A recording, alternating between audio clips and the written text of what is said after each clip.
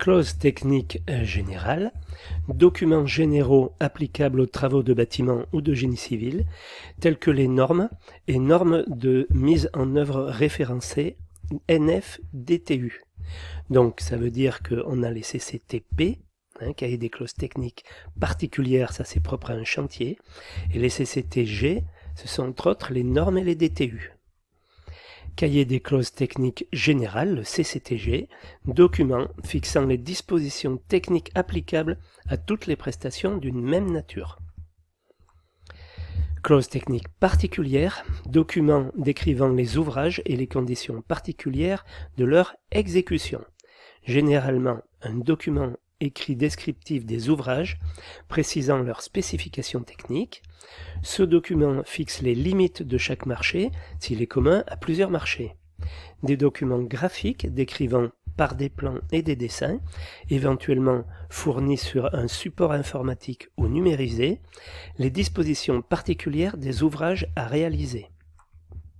S'il y a lieu, des pièces annexées fournissant aux entrepreneurs des données complémentaires pour l'exécution des travaux, tels que les relevés de géomètres ou les rapports géologiques, ou les dispositions particulières imposées par les autorités délivrant les autorisations de travaux ou en contrôlant le déroulement.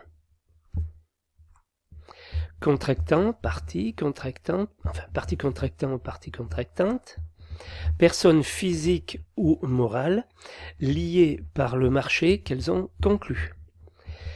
Contrôleur technique, personne physique ou morale intervenant dans le respect des conditions de l'article du Code de la construction et de l'habitation pour remplir la mission de contrôleur technique. Coordonnateur ordonnancement pilotage coordination, OPC, personne physique ou morale chargée par le maître de l'ouvrage d'assumer les prestations de liaison d'ordonnancement, de coordination et de pilotage du chantier.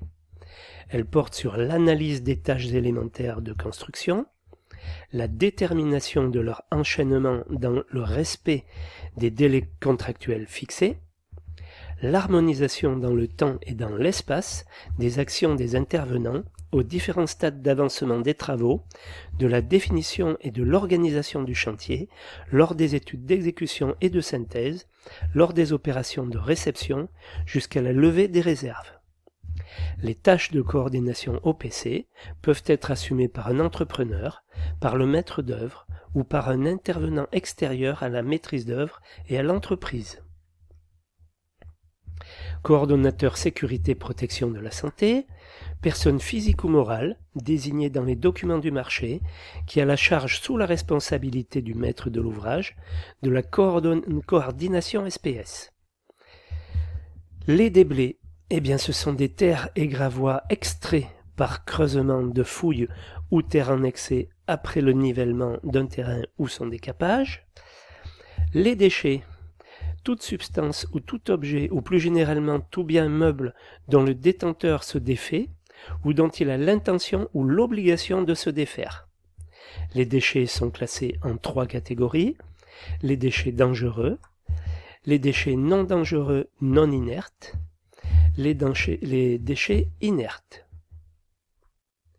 Décompte général, décompte notifié par le maître de l'ouvrage pour l'acceptation des sommes dues à l'entrepreneur au titre du solde. Décompte général et définitif, décompte général accepté par l'entrepreneur ou non contesté dans les délais prescrits par le marché, tant par le maître de l'ouvrage que par l'entrepreneur.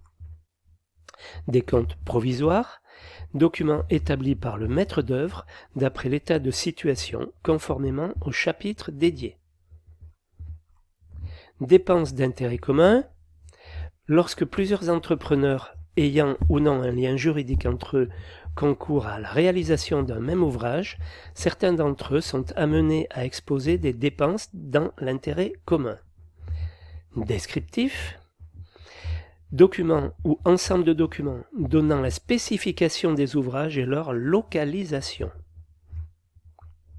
Devis quantitatif et estimatif, document détaillé donnant le prix des ouvrages élémentaires à partir de leur quantitatif et de leur prix unitaire. Dossier des ouvrages exécutés, DOE.